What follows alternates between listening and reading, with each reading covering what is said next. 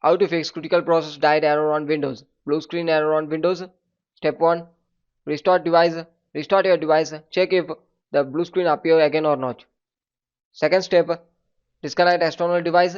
Unplug device such as USB, external hard disk. Third step. Boot into safe mode. Turn the PC on and interrupt the boot process 3 times to enter. Select troubleshoot, advanced option, startup settings, restart it. Press F4 to boot into safe mode. Then come to next step. Search for CMD. Right click run as administrative and type the following text. SFC space slash scan now. Click enter and wait for some times. It's actually verifying your files in your device. If there is any corrupted file having means it will remove it.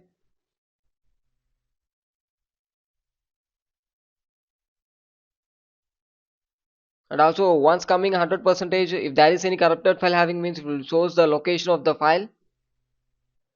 Here there is no corrupted file available. After exit it and restart your device. After restart move on with next step. Check for RAM problem. Search for run and type the following text mdsched.exe. Click OK. A pop-up will appear. Check your computer for memory problems.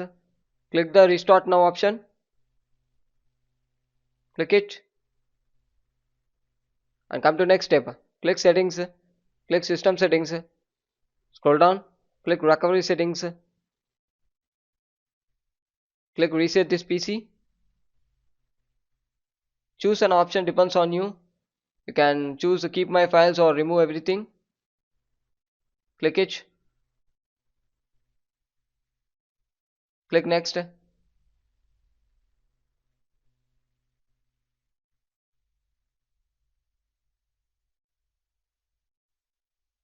and click reset.